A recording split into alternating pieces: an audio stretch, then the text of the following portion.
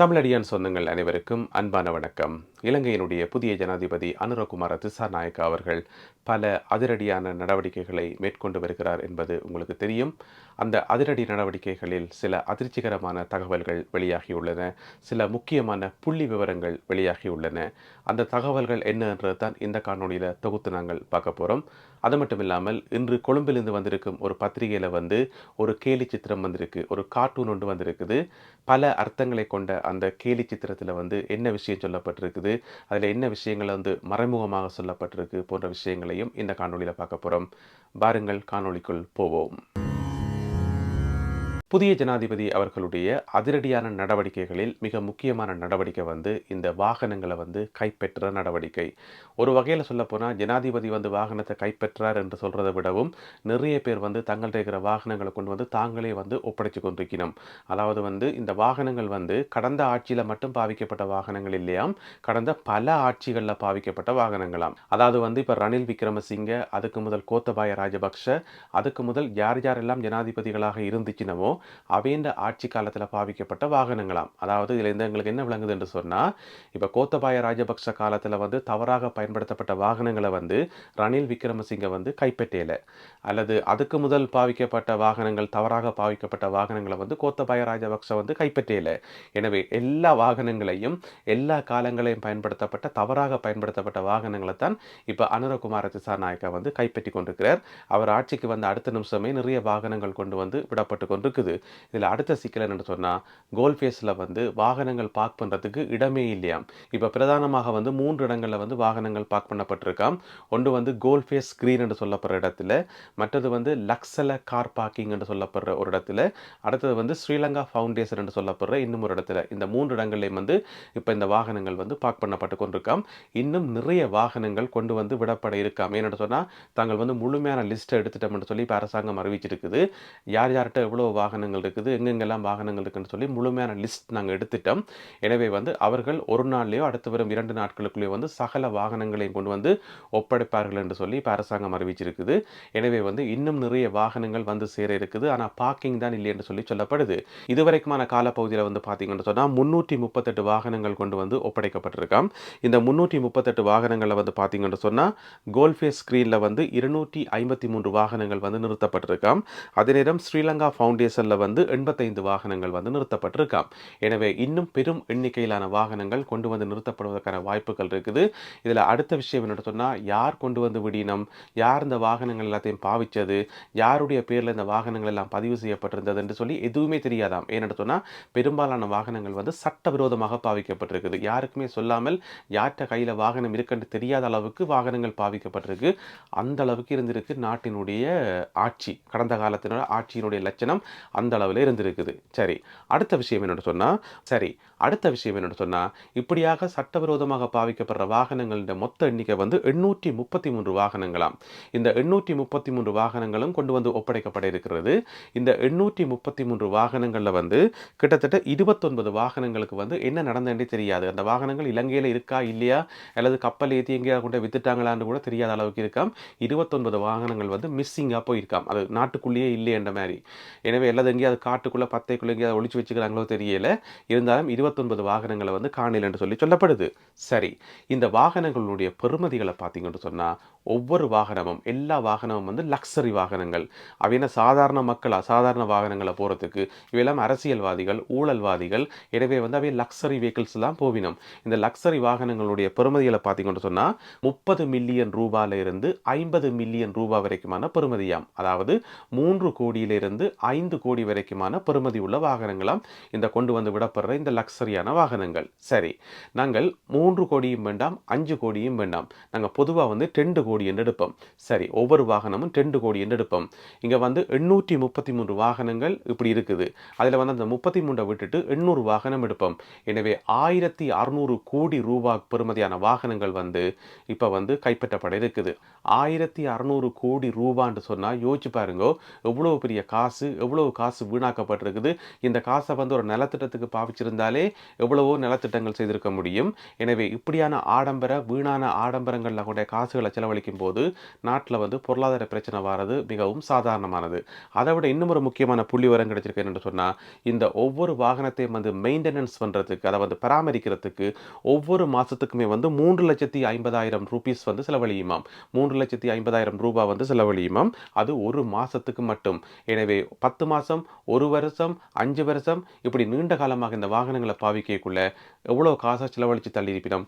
அது மட்டும் இல்லாமல் இந்த 833 வாகனங்களுக்கும் டிரைவர் மேர் அவைக்குரிய சம்பளம் இப்படின்னு சொல்லி எவ்வளோ காசை வந்து இந்த வாகனங்கள் என்ற ஒரு விஷயத்துக்குள்ள வந்து தவறாக பயன்படுத்தப்பட்ட இந்த வாகனங்களுக்குள்ள வந்து செலவழிச்சிருப்பாங்கன்றதை நீங்களே கணக்கு போட்டு பார்க்கலாம். எனவே அரச நிர்வாகம் நாட்டில் வந்து ஆட்சியில் இருந்தாக்கள் இந்த லட்சணத்தில் இருந்தால் நாடு எப்படி உருப்படும்? நீங்கள் பார்த்தீங்கன்னு சொன்னால் சாதாரண மக்கள் ஒரு வாகனத்தை வாங்குறதுக்கு எவ்வளவோ கஷ்டப்படணும்.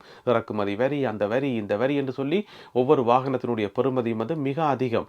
எனவே சாதாரண ஒரு குடிமகன் ஒரு வாகனத்தை வாங்கி தன்னுடைய குடும்ப தேவைக்காக, சொந்த தேவைக்காக ஒரு சாதாரண ஒரு வாகனத்தை வாங்குறதுக்கு மிகவும் கஷ்டப்படணும்.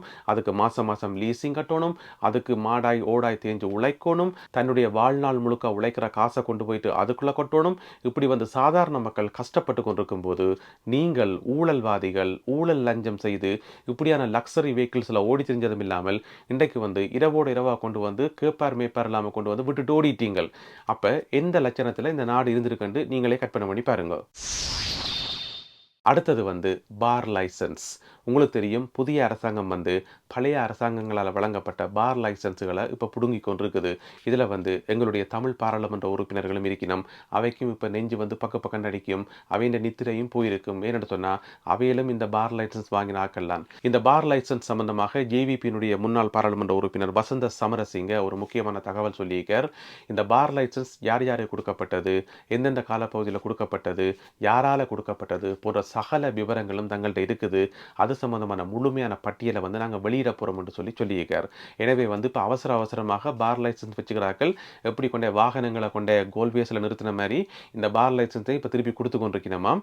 இப்படி வந்து கடந்த காலத்தில் வந்து கொடுக்கப்பட்ட பார் லைசன்ஸினுடைய மொத்த எண்ணிக்கை பார்த்தீங்கன்னு சொன்னால் அது கொஞ்சம் நெஞ்சம் இல்லை, 4,400,000 4 லட்சம் பார் லைசன்ஸ் வந்து கொடுக்கப்பட்டிருக்காம். யோசிச்சு பாருங்க, இலங்கை என்ற ஒரு குட்டி நாட்டுக்குள்ள, ஒரு சின்ன நாட்டுக்குள்ள 4 லட்சம் பார் லைசன்ஸை வந்து நீங்கள் உங்களுடைய அரசியல் தேவைக்காக, நீங்கள் தேர்தலில் வெற்றி பெறணும்ன்றதுக்காக லஞ்ச ஊழல் அடிப்படையில் வந்து நீங்கள் வந்து மற்றாக்களுக்கு வந்து ஒரு இதாக கொடுக்குறீங்கன்னு சொன்னால் பார் லைசன்ஸை எவ்வளவு மோசமான ஒரு நிர்வாகம் நடந்திருக்கணும். 4 லட்சம் பார் லைசன்ஸ்ன்றது சாதாரண எண்ணிக்கையே கிடையாது. அதில் வந்து சாதாரண மக்கள் குடிக்கு அடிமையாகி குடும்பம் எல்லாம் நாசமாகிறதுக்கு இந்த பார் லைசன்ஸ் வந்து மிக முக்கியமான காரணம். எங்களுடைய தமிழ் எம்பிமாரும் வாங்கி வச்சிருக்கிறோம். எங்களுடைய தமிழ் குடும்பங்களையும் வந்து நாசமாக்கி கொண்டிருக்கிறோம். எனவே இந்த 4 லட்சம் பார் லைசன்ஸ் வந்து திரும்பி எடுக்கப்படும் என்று சொல்லி ஜேவிபியினுடைய முன்னாள் பாராளுமன்ற உறுப்பினர் வசந்த சமரசிங்க சொல்லியிருக்கிறார். இன்னும் ஓரிரு நாட்களில் இது சம்பந்தமான முழுமையான பட்டியல் வெளியிடப்படும் என்று சொல்லப்பட்டிருக்குது. இந்த பட்டியல் வந்த அப்புறம் தான் இருக்கு விளையாட்டு. ஏன்னு சொன்னால் அதில் நிறைய பேர் வந்து வெளியில் வரும். நாங்கள் நல்லவர், வல்லவர், உத்தமர் என்றெல்லாம் நெச்சு கொண்டு வந்தாக்கள், வெள்ள வெட்டியோட தெரிஞ்சாக்கள், எல்லாரையும் பார்த்து சிரிச்ச முகத்தோட தெரிஞ்சாக்கள் எல்லாருக்கும் வந்து இப்போ அவையோட பேர் விவரங்கள் வெளியில் வரைக்குள்ள அப்பதான் இருக்கு சங்கு. அப்போ நாங்கள் தெரிஞ்சு கொள்வோம் யார் உண்மையானாக்கள், யார் பொய்யானாக்கள், யார் வந்து மக்களை ஏமாத்தினாக்கள், யார் வந்து தமிழ் தேசியம் கதைச்சு தமிழ் மக்களுடைய குடியை வந்து அழிச்சாக்களார்ன்றது எங்களுக்கு தெரிய வரும். அடுத்தது கொழும்பில் இருந்து வர ஒரு பத்திரிகையில் ஒரு கார்ட்டூன் ஒன்று வந்திருக்குது, ஒரு கேலி சித்திரம். நான் வந்து பத்திரிகைகள் வாசிக்கக்குள்ள வந்து இந்த கேலி சித்திரத்தை வந்து தவற விடுறதே இல்லை. ஏன்னு சொன்னால் கேலி சித்திரம்ன்றது சும்மா ஒரு படம் மாதிரி இருக்கும். ஆனால் அதுக்கு உள்ள வந்து 1000 அர்த்தங்கள் இருக்கும். ஒவ்வொரு கேலி சித்திரம் வரைகிற அந்த ஆர்டிஸ்ட் பேர் தானே, அவர் வந்து ஒரு சாதாரண ஆளாக இருக்க முடியாது. ஒரு மிகப்பெரிய ஒரு அரசியல் ஞானமும் மிகப்பெரிய ஒரு ஆழமான கருத்துக்களையும் கொண்டாக்களால் இந்த கார்ட்டூன் வந்து வரைய முடியும். ஏன்னு சொன்னால் எதுவுமே சொல்லாமல் அந்த ஒரு ஓவியத்துக்குள்ள வந்து நிறைய விஷயங்களை வந்து புகுத்துறதுக்கு அவியலால தான் முடியும். எனவே அந்த வகையில் இன்றைக்கு நான் பார்த்து ரசித்த ஒரு கார்ட்டூன் வந்து இப்போ நீங்கள் பார்க்குற இந்த கார்ட்டூன். இந்த கார்ட்டூனில் அப்படி என்னதான் இருக்குன்னு நீங்கள் கேட்கலாம். 3 இலங்கை இருக்குது. அந்த 3 இலங்கைக்குள்ளே வந்து 3 பெண்கள் நிற்கணும். இதுதான் அந்த கார்ட்டூன். இதில் முதலாவது இலங்கைக்குள்ளே பார்த்தீங்கன்னு சொன்னால் நிற்கிறது வந்து ஸ்ரீமாவோ பண்டாரநாயக்க, இலங்கையினுடைய முதலாவது பெண் பிரதமர், உலகத்தினுடைய முதலாவது பெண் பிரதமர். இரண்டாவது வந்து நடுவில் நிற்கிறது வந்து சந்திரிகா பண்டாரநாயக்க குமாரதுங்க, இலங்கையினுடைய 2வது பிரதமர். 3வது படத்தில் இருக்கிறது இலங்கையினுடைய இப்போதைய புதிய பிரதமர் ஹரிணி அமரசூரிய. சரி, அதாவது இலங்கைக்கு வந்து 3 பெண் பிரதமர்கள் கிடைத்திருக்கிறார்கள் என்பதை காட்டுவதற்காகத்தான் இந்த கார்ட்டூன் வரையப்பட்டிருக்கா என்று கேட்டீங்கன்னு சொன்னா, அதுக்காகத்தான் வரையப்பட்டிருக்குது. ஆனா உள்ளுக்குள்ள வந்து நிறைய அர்த்தங்கள் இருக்குது. நீங்க அந்த கார்ட்டூனை வந்து உத்து பார்த்தீங்கன்னு சொன்னா, முதலாவது படத்துல இருக்கிறது வந்து ஸ்ரீமாவோ பண்டாரநாயக்கா, 2வது படத்துல இருக்கிறது வந்து சந்திரிகா பண்டாரநாயக்கா குமாரதுங்க. 2 பேரையும் கொஞ்சம் உத்து பார்த்தீங்கன்னு சொன்னா, 2 பேரும் உடுத்திருக்கிற சாரி வந்து சிங்கள முறைப்படி உடுக்கப்பட்ட சாரி. அதை பார்த்த உடனே ஒரு ஆள் சொல்லுவினம், இவ வந்து சிங்கள இனத்தைச் சேர்ந்த ஒரு பெண்மணி என்று சொல்லுவினம். இது முதலாவது. 2வது ரெஃபரன்ஸ் பார்த்தீங்கன்னு சொன்னா, 2 பேருமே வந்து கையை உயர்த்தி பொதுமக்களை பார்த்து கையை உயர்த்தினம். சரிதானே? இந்த கையை உயர்த்தி ஹாய் சொல்றது, ஹலோ சொல்றது வந்து ஒரு வகையான அந்த மேட்டுக்குடித்தன்மை என்று சொல்லுவோம். மேட்டுக்குடித்தன்மை என்று சொல்லி இப்படி கண்டோன்னு ஒரு கையை உயர்த்தி ஹாய் என்றது, அல்லது எங்களுக்கு பிடிக்காத ஒரு ஆள் வேற வழி இல்லாமல் நாங்கள் ஹாய் சொல்ல வேண்டியிருக்குன்னா சும்மா அப்படி கையை உயர்த்தி ஹாய் என்று போட்டு போவோம். எனவே இந்த ஹாயில வந்து அவ்வளவு ஆழமான அர்த்தங்கள் கிடையாது. எனவே ஸ்ரீமாவோ பண்டாரநாயக்கா சொன்ன அந்த ஹாயிலையும் அல்லது சந்திரிகா பண்டாரநாயக்கா சொன்ன அந்த ஒரு ஹாயிலையும் வந்து பெரிய அளவில் அர்த்தம் இல்லை. 3வது படத்தில் இருக்கிற வந்து இப்போதைய பெண் பிரதமர் ஹரிணி அமரசூரிய. அவருடைய சாரி உடுப்பை முருகா கவனியுங்கோ. அதே நேரம் அவ கையெடுத்து கும்பிடுறா, பொதுமக்களை பார்த்து கையெடுத்து கும்பிடுறா. இதுதான் அந்த வித்தியாசம். அதாவது முதல் 2 பேருமே வந்து ஒரு மேட்டுக்குடி ஆட்சி செய்திருக்கணும். அவை வந்து சாதாரண மக்களை புரிஞ்சு கொள்ளையில அல்லது சாதாரண மக்கள் மத்தியில் வந்து இறங்கி வரையில இந்த மாதிரியான அர்த்தங்களை நாங்கள் எடுத்துக்கொள்ளலாம். ஆனால் இப்போ இருக்கிற புதிய பிரதமர் வந்து மக்களை பார்த்து கையெடுத்து கும்பிடுறா. எனவே அந்த ஒரு வித்தியாசம். அது மட்டும் இல்லாமல் அவ வந்து ஒரு சிங்கள அடையாளத்தை வந்து தன்னில் கொண்டிருக்கல. அவனுடைய தோற்றத்தை பார்க்கும்போது ஒரு சிங்கள அடையாளம் தெரியல. எனவே வந்து அவ நாட்டில் உள்ள அனைத்து மக்களுக்கும் ஒரு பொதுவான பிரதமராக இருப்பா. நாட்டில் உள்ள அனைத்து மக்களுடைய மனங்களையும் புரிந்து கொண்ட ஒரு பிரதமராக இருப்பா என்று சொல்லி நாங்கள் எடுத்துக்கொள்ள முடியும். இப்படி வந்து கார்ட்டூனுடைய அர்த்தமே வந்து ஒவ்வொருத்தருக்கும் என்ன விதமான அர்த்தம் தெரியுதோ அதுதான் அந்த கார்ட்டூனுடைய வெற்றி. எனவே அப்படி ஒவ்வொருத்தரையும் வந்து ஒவ்வொரு விதமாக சிந்திக்க வைக்கத்தான் இப்படியான கார்ட்டூன் வந்து வரையப்படும். எனவே இந்த கார்ட்டூனை பற்றி உங்களுடைய மனசில் என்னென்ன கருத்துக்கள் தோணுது, இதை பார்க்கக்குள்ள உங்களுக்கு என்ன எண்ணங்கள் தோன்றுதுன்றதை நீங்கள் மறக்காமல் கமெண்ட்ஸில் போடுங்க. நீங்கள் நல்ல பெருமதியான கருத்துக்கள் சொல்லுவீங்கன்னு சொல்லி எனக்கு நல்லபடியாக தெரியும். எனவே உங்களுடைய கருத்துக்களை வந்து மறக்காமல் சொல்லுங்க. இதை விட முக்கியமான விஷயம் உண்டு, இந்த கார்ட்டூனை வரைந்த ஓவியருடைய பேர் வந்து ஜெஃப்ரி என்று சொல்லப்படுற ஒரு ஓவியர். எனவே அவருடைய இன்றைய கார்ட்டூன் வந்து கொஞ்சம் சிந்திக்க வச்சது. இதில் நிறைய அர்த்தங்கள் இருக்குது. எனவே இதை பற்றின உங்களுடைய கருத்துக்களை எதிர்பார்க்கின்றேன்.